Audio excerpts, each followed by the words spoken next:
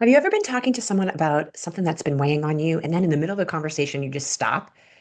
You stop because you've heard yourself, right? Maybe you smile, maybe you get emotional, and then you say, "Gosh, I've never told anyone that before." I love that moment. I love that moment because it's often that moment where you're really hearing your inner voice and your inner desires. And over the years, I've noticed something that we spend so much time trying to think our way into clarity. We replay conversations in our head. We analyze decisions. We consume a lot of content, podcasts, books, hoping that the next insight will unlock everything for us. And all of those things do have a place. They really can help us with our own awarenesses.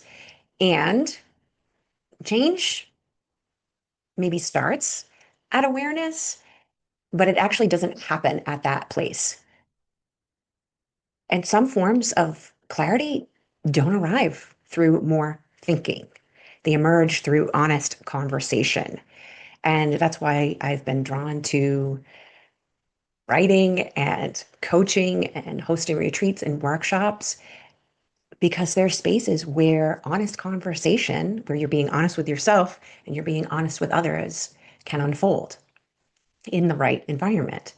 And there's something about saying your experience out loud in the presence of someone who isn't trying to fix you, isn't trying to convince you, who isn't feeding you answers. They're simply listening. They're really listening and they're with you in that moment. And they might be facilitating a little bit to help you recognize what you've known all along. And that's when questions begin to untangle. What feels complicated starts to feel a little less complicated. That ball of yarn starts to loosen and unravel. And I've watched leaders reconnect with decisions they already knew that they needed to make and feel more confident and more conviction around those decisions. I've watched coaches rediscover confidence that had disappeared beneath months of analysis, right? Analysis paralysis. I've watched people walk into a conversation feeling disconnected from themselves and then walk away saying, "Gosh, I feel clear. I feel like myself again."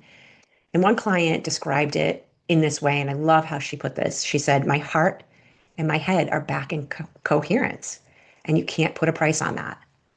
And you really can't put a price on that." And that's really what I think is happening in spaces where you can have honest conversations. Clarity isn't always something that we create. It's something we uncover. And sometimes we don't need better answers. We need enough safety, enough presence, and enough honesty to hear our own answers, to hear the truth in our heart. And the longer I do this work, the more convinced I become that honest conversation is one of the most underestimated forms of leadership because it connects us with who we already are. So I'd love to know what's coming up for you, if this resonated for you, and maybe you have an experience with a conversation that really shifted things for you. I'd love to hear about that and help how it helped you hear yourself more clearly. Share it in the comments. And if you like this content and want to continue this conversation, subscribe to my channel.